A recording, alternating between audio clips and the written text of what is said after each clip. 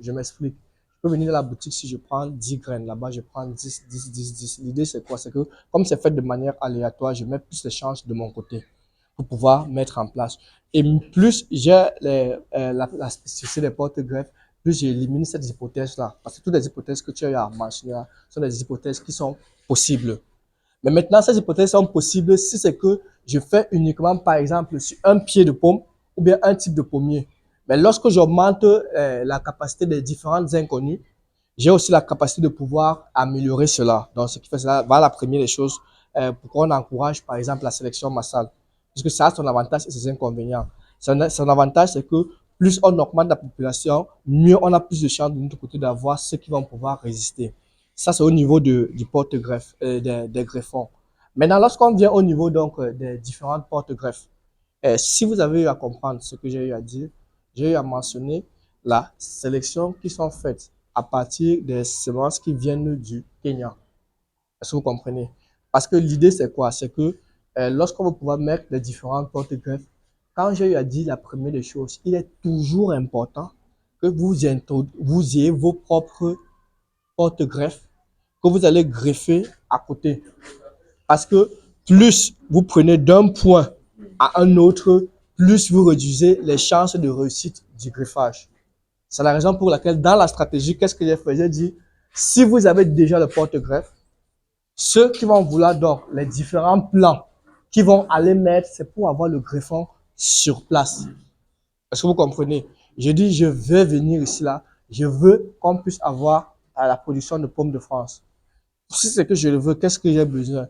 J'ai besoin qu'il y aura certains, il y aura même d'autres. Par exemple, sur les 40 de celui qui est là, si c'est qu'il met, je vais lui dire, OK, il faudra greffer 30 ou 35 et tu laisses 5 qu'il couvre le cycle. Sur les 5, il dit qu'il ne greffe pas 5. Laisse-les. On voit donc le hasard peut pouvoir faire et là, tu vas observer. Parce que là-bas, il peut y avoir d'autres qui peuvent pouvoir résister jusqu'à, ou bien les 5 même peuvent passer, il n'y a pas de souci. Et maintenant, tu greffes le reste. Le plus important, c'est qu'une fois que vous avez le porte-greffe, les plants de greffon, donc vous allez, les plants de, oui, de greffon, les plants que vous allez mettre en terre, les plants là que vous allez mettre en terre, ils vont produire des fruits, hein. Mais c'est qu'avant qu'ils ne produisent des fruits, même vous allez venir prélever et mettre sur place. Raison pour laquelle c'est toujours mieux de pouvoir prélever dans votre ferme.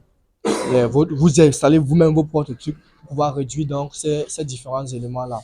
Et puis, au deuxième problème, au deuxième problème que vous avez solutionné, je vais me revenir sur ça, sur le même problème que vous avez pour les avocatiers. Les plantations sont vieillissantes, raison pour laquelle et la période de disponibilité, c'est ça une seule période au mois d'avril, mai, juin. J'ai parlé de ça hier. Maintenant, la stratégie, c'est quoi? C'est que les plantations villageoises qui là, ce qu'on peut maintenir, on maintient. Maintenant, ce qu'on fait, c'est quoi? C'est qu'il faudrait maintenant apporter maintenant d'autres nouvelles variétés qui s'adaptent à l'environnement qu'il faut. Et maintenant, une fois qu'on va pouvoir faire ça, qu'ils produisent à différents moments pour pouvoir permettre la disponibilité donc des avocats à tout moment. J'ai pris ça au niveau de l'avocat. Et c'est la même chose, par exemple, que vous avez fait pour les différentes cultures de pommes de France. L'idée, c'est quoi? Je produis le greffon. La deuxième idée, je produis donc, j'intègre les porte-greffes pour pouvoir faire la sélection qu'il y a. Et puis maintenant, le reste pour savoir si c'est que ça passe. Plus vous le faites, mieux vous allez donc réduire. Et puis, le plus important, c'est que est-ce que l'environnement est propice pour que ça puisse s'adapter? Parce que quand l'environnement est propice, température, pluviométrie et autres là, les plantes des cultures pérennes ont ce qu'on appelle une mémoire. Lorsque l'environnement est pas favorable, elles explosent. C'est la raison pour laquelle, par exemple, hier, quand je parlais, je disais que même au Grand Nord, on peut avoir 2 cultures par an parce que la température est propice. Mais plus vous le faites de manière aléatoire, plus vous augmentez le nombre, mieux vous réduisez donc le risque. Parce que je le dis, on n'a pas la biotechnologie comme il faut, mais on utilise avec les moyens de bord qu'on a, avec notre environnement, pour essayer d'apporter quelque chose. Oui, il va falloir que j'évolue pour le truc et après je vais revenir sur la question. Voilà. Donc, au niveau de l'utilisation des micro-organismes, ce que vous devez savoir, si j'ai les graines, que ce soit les graines de maïs, de riz et autres, la solution, je n'ai pas besoin de diluer. Je prends ma solution de micro-organismes qui peut être là, je prends mes graines, Si c'est les graines de riz, de maïs, de haricots, je trempe à l'intérieur. Est-ce que vous comprenez? Je sors, en ce moment-là, c'est prêt pour aller s'aimer. Je n'ai pas besoin de pouvoir diluer. Est-ce qu'on se comprend? Pour utiliser les solutions comme les graines de micro-organismes.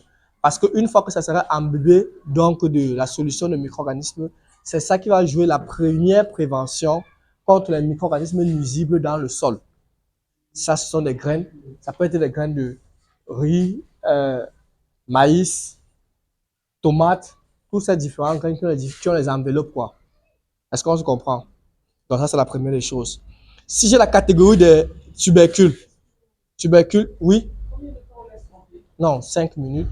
5 minutes, c'est bon. Je peux directement. Mais ça, c'est un truc qu'on fait en champ directement. Voilà. D'autres personnes font, ils laissent ça sèche un peu. En fait, le fait de sécher, c'est que ça adhère rapidement sur la paroi et puis on met en champ. C'est la première utilisation. Maintenant, lorsqu'on a eu à faire ça, si c'est pour les cultures, oui, je peux dire graines de piment, tomate, ça passe, c'est différent, oui. Maintenant, pour les boutures, ça peut être les boutures de manioc, ça peut être ceux d'igname et autres, oui. Là, c'est différent. Je prends, si ce seau fait 20 litres, je prends 2 litres de la solution de micro-organismes. Je verse, je complète avec de l'eau. Je trempe mes boutures à l'intérieur, que ce soit les boutures de manioc, que ce soit les boutures d'igname. J'enlève, hein, 20 litres. Bon, ça dit 1 litre pour 10 litres d'eau. Est-ce que vous comprenez? 1 litre pour 10 litres d'eau. Et puis, le plus important, c'est que je trempe toute ma solution et je laisse au bout de 5 minutes, c'est bon, je peux directement. Ça, c'est des choses qu'on peut faire, on fait directement en champ. On peut s'aimer, c'est la première prévention à base de micro-organismes. Pardon? 5 minutes, c'est bon. Pardon? Une fois qu'on a eu à faire cela, ça c'est pour le... Oui. Si on a confectionné notre pépinière, ça peut être en sol ou en hors-sol. La confection de pépinière, on le verra demain lorsqu'on passera à la phase pratique. Voilà, ça on va parler demain. Si on a confectionné notre pépinière, que ce soit sous forme d'alvéole, que ce soit les planches, une fois que j'ai eu à faire cela, je prends ma solution, 1 litre de solution de micro-organismes. Vous pouvez, parce qu'il y a parfois même des pulvérisateurs de 5 litres, ça veut dire à ce moment c'est demi-litre. Si c'est un pulvérisateur de 15 litres, je vais prendre 1 litre et demi de solution de micro-organismes. Je vais verser dans mon pulvérisateur, je vais compléter avec de l'eau et je vais mouiller ma parcelle, ma planche, que ce soit les alvéoles, que ce soit la planche, je mouille avec les micro-organismes. C'est comme ça que j'apporte donc les micro-organismes au niveau de ma parcelle. Il peut arriver que ma parcelle même soit d'abord humide et je viens, je mouille avec les micro-organismes, avec la solution de micro-organismes pour que mon champ, ma pépinière puisse déjà contenir les micro-organismes qui vont faire le travail. Et demain, lorsque je parlerai de la confection, donc des substrats ou de la planche et autres là, je parlerai du charbon, je vais un peu vous expliquer. Lorsque vous venez apporter la solution de micro-organismes, vous avez déjà désinfecté de manière naturelle tous les micro-organismes nuisibles qui peuvent se trouver sur votre pépinière ou sur votre planche de pépinière de culture ou votre alvéole. Et il y a déjà des micro-organismes utiles qui vont déjà être là pour éviter, pour combattre les micro-organismes nuisibles. C'est ça le principe de prévention. Est-ce que je comprends? Voilà. Donc, j'ai dit 1 litre pour 10 litres d'eau. 1 litre pour 10 litres d'eau. 1 litre et demi pour un pulvérisateur, parce que le pulvérisateur fait 15 à 16 litres, c'est ça, non?